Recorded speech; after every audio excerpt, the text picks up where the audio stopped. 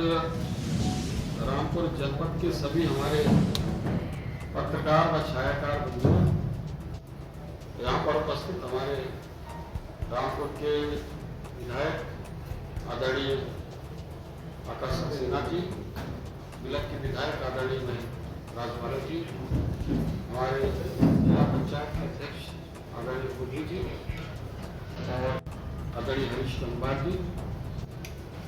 मित्रों, आज एक प्रेस कॉन्फ्रेंस बुलाने का उद्देश्य जो जीएसटी में कटौती हुई है, कटौती क्या, इसको महाकटौती कहिए, इसको लेकर जिस तरीके का वातावरण पूरे देश में है, उल्लास का, आनंद का, तो उस परिप्रेक्ष्य में आज आप लोगों के साथ संवाद करने का मुझे अवसर मिला है। और मैं कहना चाहता हूं कि जीएसटी को घटाकर माननीय प्रधानमंत्री नरेंद्र मोदी जी ने देश के 140 करोड़ लोगों को दीपावली का उपहार दिया है। और इससे पहले आप सोचे तो होली से पहले उन्होंने इनकम टैक्स को कम करके होली पर एक उपहार देने का काम किया और उसके बाद जीएसटी दूसरी बार बहुत बड़ी कटौती करके जनता को उपहार देने का काम किया। इससे आम लोगों के जीवन में समृद्धि आएगी और व्यक्ति आत्मनिर्भर बनेगा, स्वावलंबी बनेगा। और जो हमारा विकसित भारत का संकल्प है 2047 तक, तो विकसित भारत के संकल्प को पूरा करने में हर व्यक्ति कुछ न कुछ अपना योगदान देगा। वहीं दूसरी तरफ आप समझते हैं कि कांग्रेस के राज में किस तरीके से महंगाई की चर्चा होती थी, मुद्रास्फीति की चर्चा होती थी। आज आप देख सकते हैं कि मुद्रास्फीति शब्द अखबारों के पन्नों से गायब हो गया।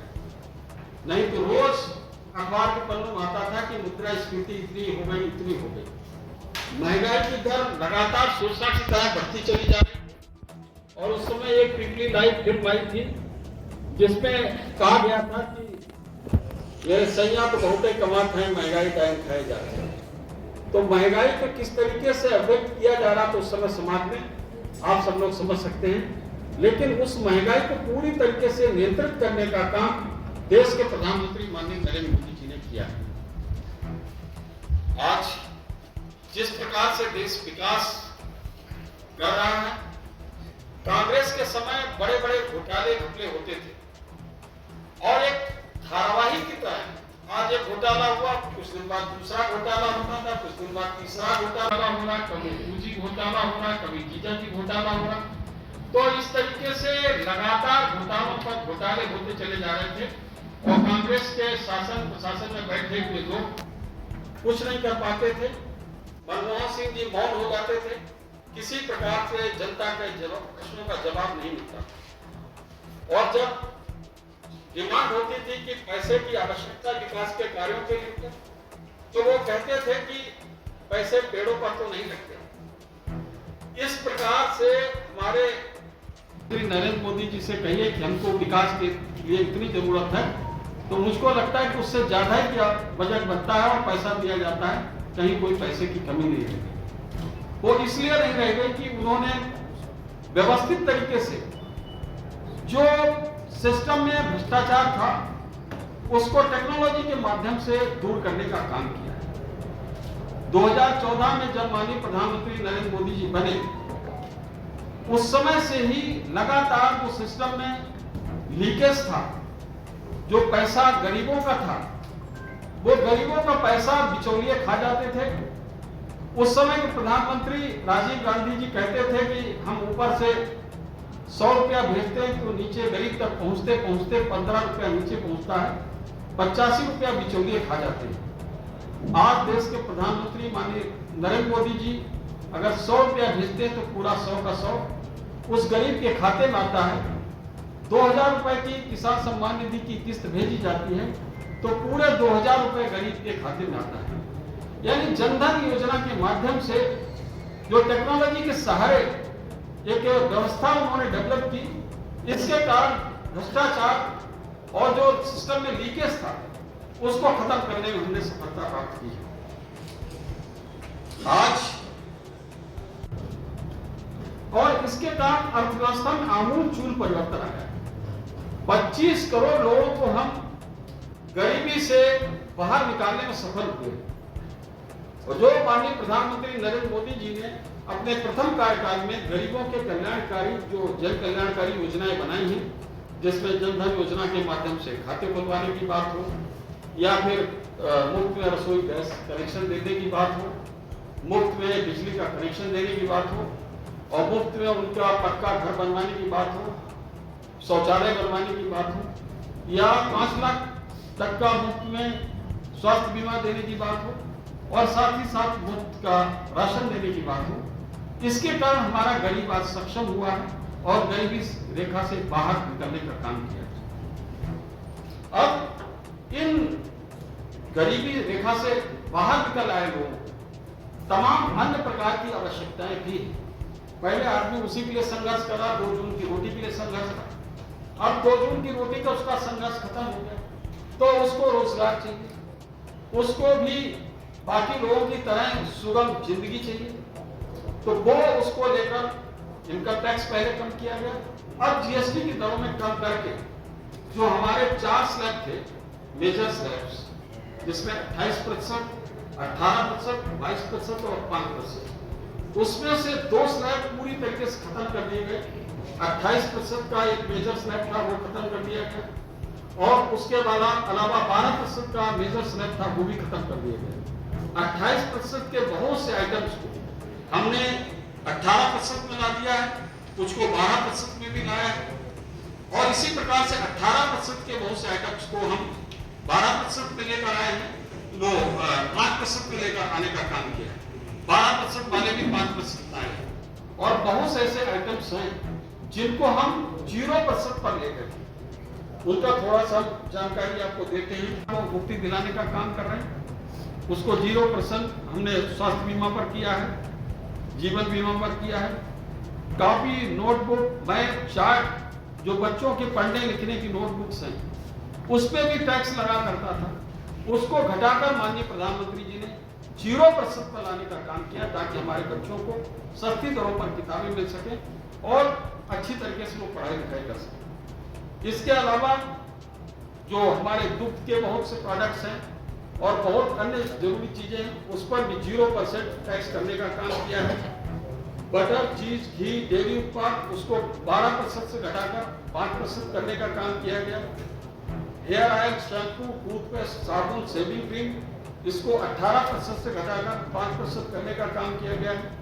दुपहिया वाहन, चौपहिया वाहन, इस पर भी 28% से घटाकर 18% टैक्स किया गया है।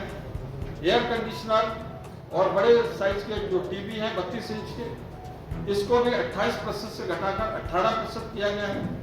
ट्रैक्टर, कृषि यंत्र, यहाँ पर भी 18% से घटाकर 5% किया गया है। इस तरह से एक ट्रैक्टर पर लगभग 50 से 75 हजार रुपए की किसानों की बचत हो रही है। वहीं एक बड़ी गाड़ी पर भी 1 लाख रुपए से 1.5 लाख रुपए तक का बचत हमारे मध्यम वर्ग के लोगों को हो रहा है और मोटरसाइकिल पर भी उनको 20-25 हजार रुपए तक की बचत, 15 हजार से 25 हजार तक की बचत हमारे मध्यम वर्ग के लोगों को हो रही है। उर्वरक व जैव कीटनाशक को भी 12% से घटाकर 5% किया गया। सीमेंट, इस पर भी हमने 28% से घटाकर 18% किया है। ग्रेनाइट, रेता, चूना, ईंट 12% से 5% लाया गया है ताकि सस्ती दरों पर वो अपना घर बना सके, अपना आशियाना बना सके और अपने जीवन को। जीवन रक्षक दवाएं हैं जिन पर 12% पहले टैक्स लगता था, इसको घटाकर 0% किया गया है। इस प्रकार रोजमर्रा की जरूरत की जो चीजें हैं वो सस्ती हुई हैं, घर बनाना सस्ता हुआ है, गाड़ी मोटरसाइकिल लेना सस्ता हुआ है। मेक इन इंडिया को बढ़ावा देते हुए स्वदेशी से स्वावलंबी बनाकर, स्वावलंबी से आत्मनिर्भर बनाकर और आत्मनिर्भर बनाने के बाद फिर भारत को विकसित भारत बनाने के एक संकल्पना को पूर्ण करने के लिए यह जीएसटी उसमें मील का पत्थर साबित हो। विरासत में हमको भारी भरकम टैक्स की जनता पर लगाने का वाला मिला था और जिन लोगों ने एक कहते थे कि जीएसटी मतलब गब्बर सिंह टैक्स। आखिर इसको गब्बर सिंह बनाया किसने? उन्हीं लोगों ने गब्बर सिंह बनाया, जो लोग गब्बर सिंह टैक्स इसको नाम दे रहे हैं। बहुत से ऐसे प्रोडक्ट्स हैं जहां पर 28, 30, 32% टैक्स लिया जाता था और बैट के रूप में। बाद में उसको हमने धीरे धीरे उसको कम करने का काम किया है। अब उसको पूरी तरीके से व्यवस्थित माननीय प्रधानमंत्री नरेंद्र मोदी जी ने किया है और इस जीएसटी को में कटौती होने से पूरे देश में जश्न का माहौल है। और अगर कोई कहीं मातम है तो एक कांग्रेस के दफ्तरों में, कांग्रेस की बैठकों में, वहां पर उनको लगता है कि पता नहीं इससे क्या होगा। जनता तो खुश है लेकिन वहां पूरा मातम का सन्नाटा पसर गया। दशकों तक जिन लोगों ने हमारी जनता का टैक्स, भारी भरकम टैक्स लगाकर शोषण करने का काम किया, वो आज मोदी जी के इस मैजिक को देखकर अचंभित और आशंकित है। मोदी जी ने दीपावली के इस उपहार को 140 करोड़ लोगों से के घरों में दीपक जगमग होंगे, उनके घरों में खुशहाली आएगी। ये मोदी जी का नया भारत है जहां हर नागरिक पूरे स्वाभिमान सम्मान के साथ अपना आशियाना बनाएगा, घर सजाएगा और देश को आगे बढ़ाने में अपना योगदान देगा। जैसे क्या 32 करोड़ जो जनता आप बता रहे हैं कि उनको घर में दिवाली पर खिला रहे हैं, क्या इसके अलावा और क्या सरकार जो है लोगों को रोज़गार देना चाहती है? यहाँ पर भी एक बेरोजगारी का है, काफ़ी टाइम से यहाँ विधायक जी भी इस कोशिश में थे कि फैक्ट्री लगे। क्या लगता है कि आगे किस तरह की दिवाली पे लोगों को यहाँ का खुशी का उपहार देगा? देखिए ऐसा है, आपका प्रकाश है, आप हर चीज़ समझ सकते हैं कि अगर टैक्स में कटौती होगी तो उसके बाद हर चीज़ का उपभोग बढ़ेगा। यानी कि जीएसटी में कपड़ों के रूप में हो, चाहे रोजमर्रा की जरूरत एयर कंडीशनर हो, चाहे टीवी हो, चाहे क्रीम, पाउडर, साबुन, शैम्पू हो, तो ये जब ज्यादा इसकी खपत होगी तो निश्चित रूप से उस प्रकार से इंडस्ट्रियलाइजेशन भी होगा। जब इंडस्ट्रियलाइजेशन होगा तो लोगों को रोजगार भी मिलेगा। तो यानी कि प्रत्यक्ष या परोक्ष रूप से इसका लाभ हर किसी वर्ग को होगा। इस जीएसटी के माध्यम से आप अमीर से अमीर, अरबपति से लेकर और गरीब से गरीब सभी को इसका फायदा मिलेगा। इनकम टैक्स जब कम हुआ था तो उसका प्रभाव गरीबों को उतना नहीं पड़ा, लेकिन इस जीएसटी के माध्यम से हर किसी को फर्क पड़ेगा और रोजगार के बहुत अवसर से आगे आने वाले समय में सृजित। मंत्री जी, जीएसटी से लोगों को फायदा हुआ है, जीएसटी अगर बढ़ी भी थी तो उससे नुकसान हुआ था ना लोगों को? स्वाभाविक रूप से अगर नुकसान नहीं हो रहा तो हम घटाते तो नुकसान वाला ये जीएसटी लगाया क्यों गया? ये भी सरकार ने लगा। मतलब आप ऐसा प्रश्न कर रहे हैं, उतना नाराजगी के साथ कर रहे हैं। ये व्यवस्था सुन तो लीजिए। अब आप हमको पहले बोल दिया ना, विरासत हमको मिला क्या? जो चीज विरासत को कोई ट्रैक बना के गया है, जो कहते थे कि पैसे पेड़ पर तो नहीं लगते, तो अब धीरे धीरे हमको इससे पहले जीएसटी तो लग ही नहीं रहा। जीएसटी लगाया और उसके बाद देश को आगे बढ़ाने का काम किया। हर समय हर चीज का समय होता है। उस समय हो सकता है कि हम जीएसटी कम करके देश के विकास को इतनी गति नहीं दे सकते, तो जीएसटी लगाकर अब देश को विकास की गति दे दी। तो एक चीज हमारी ठीक हो गई, अब दूसरे चरण में आ गए।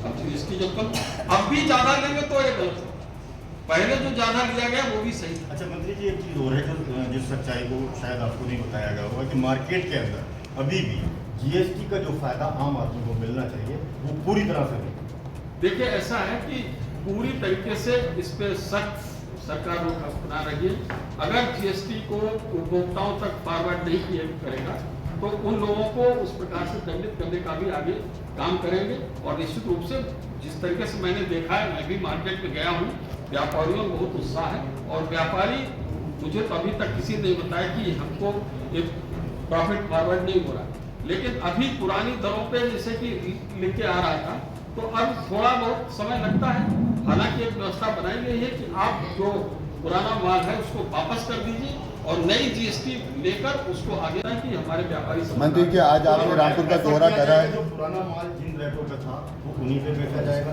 के वक्त में जीएसटी नहीं, उसको ये व्यवस्था बनाएंगे, उसको पुराने माल को वापस करके नया दिया जाए और उसके बाद नई दरों पर ही बेचा। मंत्री जी, आज रामपुर का आपने दौरा करा है, क्या कमी है रामपुर में हैं जिनको और पूरा करने के लिए आपके मंत्री या यहाँ के विधायक उसको किस तरीके से और पूरा कोशिश करेंगे कि उसको और सही कराया जाए या दुरुस्त कराया जाए?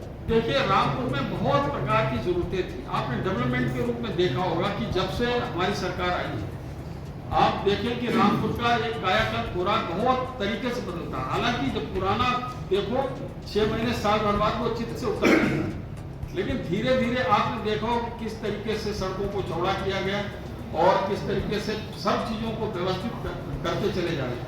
अभी 2 बड़ी टाउनशिप रामपुर में जो कभी महानगर के ही उसमें आती थी, रामपुर में पहली बार अभी 170 करोड़ की टाउनशिप का पूरा अप्रूवल रेरा द्वारा भी हो गया है। और हमारी कैबिनेट 2 बड़ी टाउनशिप, एक तो 170 करोड़ का 170 एकड़ की है, दूसरी 274 एकड़ की है। इनको अप्रूव कर दिया कैबिनेट ने, एक से रेरा की अनुमति मिल गई है 170। उसमें फर्स्ट फेज में लगभग 1400 प्लाट दिए जा रहे हैं, जिससे हमारे रामपुर के नगरवासियों को अच्छी आवासीय सुविधा मिलेगी। आप शासन यहाँ सुनवाई नहीं कर रहा है, एक बहुत वैसी हो रही कि बार बार शिकायत करने के बाद भी उनकी शिकायत को नहीं सुना जा रही, उनकी फरियाद, इसको लेकर क्या मानते हैं, क्या नाराजगी उनकी? देखिए, ऐसा शिकायत तो सबको रहती है, लेकिन उन्होंने, मैं तो प्रभारी मंत्री हूँ जी, और उनका चुनाव भी मैंने पूरा लड़ाया, जी। उनको जिताने का भी काम किया। उनसे जरा पूछिए कि कभी उन्होंने मुझे अवगत कराया इसी समस्या से। वो अवगत कराए ना, वो सीधे सीधे मीडिया में या सोशल मीडिया में कहना ये कितना उचित है? उन्होंने अपनी भूमिका का निर्वाह किया। भाई कोई बात है तो मुझे बताना चाहिए, मैं समस्या को उनकी समाधान करूंगा। लेकिन फिर भी आपने बताया है, मैं बातचीत करके इसको समाधान करेंगे। निश्चित रूप से प्रशासन बहुत संवेदनशील है, विधायक नहीं, छोटे छोटे व्यक्ति की भी सुनवाई हो रही। आप जाइए, हमारे डीएम और कप्तान साहब कहीं किसी की ना सुन रहे हो, जनता में तो ऐसी बात नहीं है। तो जब जनता में नहीं है तो विधायक ऐसी शिकायत कर रहा है, मुझे तो इस बात का आश्चर्य है। मंत्री जी, मतलब महादेव चल रहा है, क्या कहेंगे? क्या एक हिंदू मुस्लिम के मतलब ट्रेंड चल रहा है, क्या कहेंगे इसको? देखिए, ऐसा है कि ये चीजें तमाम लोग ऐसे समाज में शुरू कर देते हैं और आइला मोहब्बत से किसी को तकलीफ नहीं हुई, और अच्छी बात है, सब लोग अपने इस दिन पे जयकारी लगाते हैं। लेकिन उसके साथ साथ दूसरी जब चीजें शुरू होती हैं सरतन से जुदा, तो वो उसके पीछे भी जो बाई प्रोडक्ट है तो वो तकलीफ देता है, वो समाज में व्यवस्था पैदा करता है, वो समाज में दहशत पैदा करता है, और ऐसा लगता है कि कुछ लोगों ने कानून अपने हाथ में ले लिया। तो वो चीजें नहीं होना चाहिए। और बाकी पूरी धार्मिक सबको आज़ादी है, कोई आई लव मोहब्बत कहता है तो किसी को तकलीफ नहीं होनी चाहिए, और कोई आई लव महादेव कहता है तो भी किसी को। मंत्री, बरेली घटना पर क्या कहना चाहेंगे? देखिए, बरेली की जो घटना है वो दुर्भाग्यपूर्ण है, और उस घटना के लिए जो लोग जिम्मेदार हैं उसमें कुछ ही मुट्ठी भर लोग हैं जो इसके लिए जिम्मेदार हैं। उन्होंने अपनी कलुषित मानसिकता दिखा दी कि वो समाज को किधर ले जा रहे हैं, कि लगातार प्रशासन बातचीत कर रहा है। भाई, आपको कहीं जुलूस निकालना है, प्रशासन से अनुमति लीजिए, जुलूस निकालना, और उसके बाद नहीं मिलता है तो आप कोर्ट में जाइए, कोर्ट से अनुमति लेके जाइए। संवैधानिक व्यवस्थाओं पे आपको भरोसा। जो लोग पूरे लोकसभा चुनाव पर सर पे संविधान लेके नाच रहे थे, आज वही संविधान की धज्जियां उड़ाने का काम कर रहे हैं, वही लोग उनको संरक्षण देने का काम कर रहे हैं। तो जब हमारी संवैधानिक व्यवस्था इतनी मजबूत है तो किसी को अपने हाथों में संविधान कानून लेने की आवश्यकता है। वहां पर जो घटना हुई तो वहां पर आपने देखा किस तरीके से छोटे छोटे बच्चों को उसमें आगे कर दिया गया। छोटे छोटे बच्चों जिनके हाथों में कलम किताब होनी चाहिए, उनके हाथों पत्थर पकड़ाने का काम किया गया। अपने कौम के सबसे बड़े दुश्मन तो वही है। उन बच्चों को पढ़ाई लिखाई शिक्षा की तरफ भेजना चाहिए कि ये काम उन लोगों से करवा रहे हैं। तो ऐसे लोगों के खिलाफ सख्त कार्रवाई की जाएगी, और कार्रवाई हो रही है। किसी भी तरीके से इसमें कोई नरमी नहीं है। आजम खान जेल से आने वाले चुनाव में अपनी रणनीति और अपने विधायकों को मजबूत करेंगे। देखिए, रणनीति यहाँ थोड़ी बता देंगे आपको, लेकिन इतना जरूर है कि जो लोग संविधान के संस्थाओं पर अविश्वास प्रकट कर रहे थे, उसी संविधान के द्वारा सबको राहत दी जा रही है, सबको अवसर दिया जा रहा है। तो कम से कम ये तो कहना चाहिए कि हाँ भाई, न्याय व्यवस्था यहाँ ठीक है, न्यायपालिका से हमें न्याय मिल रहा है। तो अब ये उसके बाद भी हमारे कभी चुनावियों को गालियां देना, कभी संवैधानिक संस्थाओं को गालियां देना, भाई प्रशासनिक व्यवस्था में बैठे लोगों को तो कह सकते हैं, लेकिन संवैधानिक संस्थाओं को गलत बोलना ये हमारी समझ से ठीक नहीं है। और जो भी व्यक्ति जो करता है तो अभी लगता है कि इसने गलत किया है तो उतना उसको सजा मिलती है, जब सजा पूरी हो जाती है तो बहुत से लोगों को जमानत मिलती है, कोई उनको अरबेली जमानत तो मिली नहीं, बहुत से लोग जेल में जाते हैं और उसके बाद जमानत भी मिलती है। तो जमानत जैसे बाकी लोगों मिली है उनको भी मिल गई। क्या सुधरने का मौका दिया गया है? आजम खान को क्या सुधरने का मौका दिया? कहा है कि आपने हर दूसरे तरफ आदमी जो को है तो मौका दीजिए और आजम खान को क्या सुधरने का मौका दिया गया है? थोड़ा सा और को भी मौका थोड़ा नहीं, ये सुधरने का मौका देने वाले हम कोई नहीं है। हाँ, वो कोई ऐसा नहीं है। और बाकी जो कोई लोग जैसा करता है उसको समझ में कोई डाल सकता है। मंत्री जी, मुख्यमंत्री ने कहा कि जीरो टॉलरेंस की नीति धरने पर बैठे थे और उन्होंने एक हलफनामा भी दिया जिसके अंदर उन्होंने AR कोऑपरेटिव गणेश गुप्ता के खिलाफ भ्रष्टाचार के आरोप भी लिखे, आपसे मिले भी हैं, उसमें क्या कार्रवाई हुई है, किस तरह कर रहे हैं? देखिए, कोई भी व्यक्ति अगर भ्रष्टाचार करेगा उसकी प्रॉपर जांच करा के उसको दोषी को दंडित किया जाएगा, लेकिन उसमें बिना जांच किए कार्रवाई करना उचित नहीं है। और मैं तो यहाँ का प्रभारी मंत्री हूँ, पूरे प्रदेश के सभी जिलों की स्थिति से अवगत हूँ और कहाँ किस लिए कोई शिकायत कर रहा है, क्या कर रहा है, वो भी मुझे पता है। तो इसमें कोई ऐसी बात हड़बड़ी नहीं है। मैं प्रॉपर तरीके से उसकी इन्वेस्टिगेशन करूंगा और जो भी कार्रवाई उसकी कार्रवाई भी करूंगा। सर, रामपुर अस्पताल होएगा, रामपुर डिस्ट्रिक्ट हॉस्पिटल के बारे में 30 डॉक्टर के सापेक्ष 17 डॉक्टर हैं और बहुत दिन से ये पद खाली है। यहाँ पे हालत बहुत ख़राब है क्योंकि करीब शहर है, ज़्यादातर लोग वहीं पे डिपेंड है, लंबी लंबी लाइनें लगती हैं और बहुत सी व्यवस्था ऐसी है कि एक डॉक्टर कुछ लिखता है तो दूसरा उसको रिजेक्ट कर देता है। ऐसा है कि इसके बारे में आज जो हमारी समीक्षा बैठक हुई थी तो उसमें CMO ने भी जानकारी उसमें दी थी कि डॉक्टर्स की कमी है, लेकिन ये कमी केवल यही रामपुर में ही नहीं है, ऑल ओवर यूपी है। उत्तर प्रदेश में ही डॉक्टरों की कमी है। डॉक्टरों की कमी क्यों है? क्योंकि पहले हमारे मेडिकल कॉलेजेस भी कम थे, तो हमारे लड़के ही इतने नौजवान नहीं निकल पा रहे हैं प्रशिक्षित होकर जिनको हम रोजगार दे सकें, तो उसकी वजह से गैप बना हुआ है। हम लोगों को रखते हैं, अभी पूरी छूट दे दी गई MBBS डॉक्टर्स की, वॉक इन इंटरव्यू करके और उनको रख ले। अभी भी मेरी बात हुई CMO से, हमने कहा वॉक इन इंटरव्यू करके MBBS डॉक्टर्स को तुरंत रख सकते हैं और जो विशेषज्ञ डॉक्टर्स हैं उसको उत्तर प्रदेश वहाँ लखनऊ से रखने का प्रोविजन है। उनको अच्छी मतलब एक तरीके से वो दिया जा रहा पैसा कि 4 लाख 5 लाख विशेषज्ञ डॉक्टरों को तो दिया जा रहा है, इसके बावजूद भी डॉक्टर्स नहीं मिल रहे। तो ये विशेषज्ञ डॉक्टर्स और डॉक्टर्स की कमी होने की वजह से ये परिस्थितियां हैं, लेकिन इसको समाधान के लिए मैंने नोट कर लिया। मैं लखनऊ जाकर जो हमारे मुख्यमंत्री भी हैं, स्वास्थ्य मंत्री भी हैं, उनसे बात करूंगा, माननीय मुख्यमंत्री से बात करूंगा और जो संभव हो सके करेंगे। वैसे यहाँ पर स्थानीय स्तर पर समाधान के लिए वॉक इन इंटरव्यू करा के उनको अनुमति दी गई कि वॉक इन इंटरव्यू कराइए, डॉक्टर्स को रखिए। सर, एक छोटा सा सवाल और है, एक छोटा सा